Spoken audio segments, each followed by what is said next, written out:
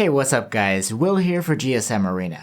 We've already made our full review of Xiaomi's Mi 11 Lite 5G, but this is the regular Mi 11 Lite. It doesn't have 5G support, but it's quite a bit cheaper, so is this a better deal? Let's find out in our full review.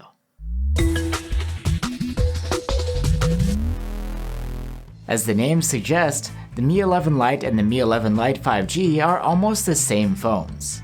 They look identical, except that the regular version has a glossy finish, not matte. The back is made of glass, and rather than curving into the plastic frame, it's completely flat here. The phone is also very light for its size at around 160 grams, and feels quite easy to wield with one hand. On the front is a 6.55-inch AMOLED display with a 1080p resolution, a fast 90Hz refresh rate, and a responsive 240Hz touch sampling rate. This screen is protected by Gorilla Glass 5 rather than the Gorilla Glass 6 you get on the 5G model. Both phones' displays are gorgeous and contrasty, but there are a couple of other differences to mention here. The Mi 11 Lite has HDR10 support, while the 5G model supports HDR10+. The maximum brightness here is similar though. We measured up to around 480 nits with the slider and 830 nits in auto mode in bright conditions. You can find another small difference in the color settings. The Mi 11 Lite doesn't offer an advanced setting for custom tweaking like the 5G does, but you can still achieve good color accuracy using the presets. For audio, the Mi 11 Lite has a pair of stereo speakers, with the top speaker doubling as the earpiece. Loudness scores very good on our charts, just like the 5G model, and quality is about the same too. Good mids, but lacking highs and no real bass.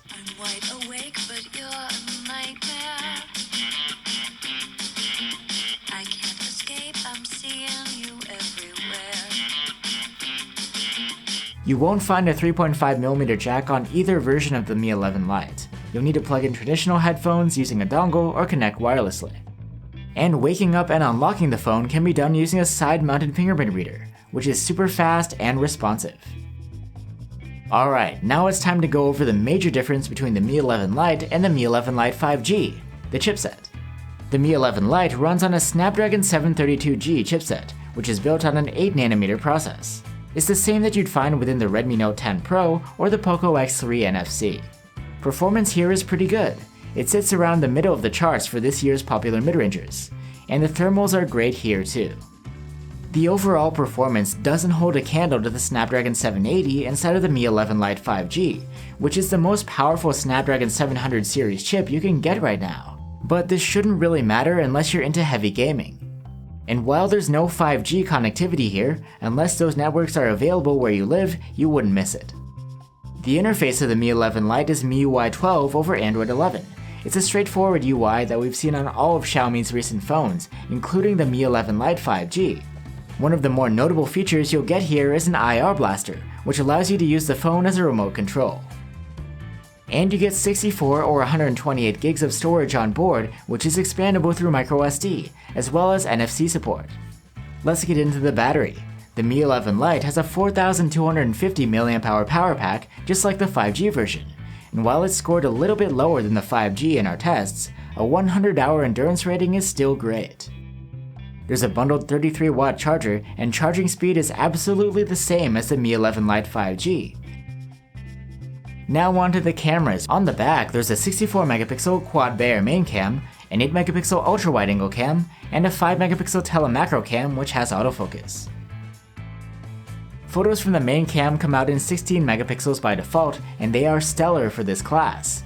There's great resolve detail, nice colors, though not as punchy as the 5G model, balanced sharpness, low noise, and wide yet natural looking dynamic range. If you have enough light, portraits look good, with plenty of detail and nice colors. The edge detection does a decent job, though it isn't always on point around the hair. The 8MP photos from the ultra-wide cam are decent for the class, with good contrast and a wide dynamic range. Close-up shots taken with the telemacro cam are pretty good. You get nice contrast and great looking colors. However, even though there is autofocus, we found ourselves often having to take multiple photos to get a sharp result. Let's move on to low light shooting with the main camera. The Mi 11 Lite comes with auto night mode like the regular Mi 11. However, it seems the mode hardly ever kicked in, and generally nighttime photos come out without it. Still, it seems to improve exposure in subtle ways, so we'd leave it on.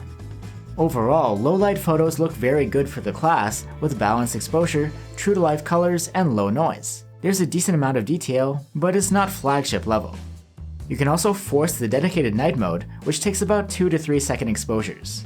These are not only brighter, but you get lower noise and better defined details.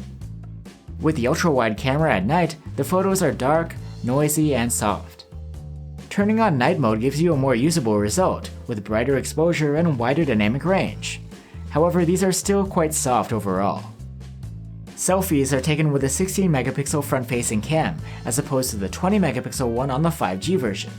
These are great. While they aren't the sharpest selfies we've seen, they are some of the most well-balanced and natural looking, with wide dynamic range.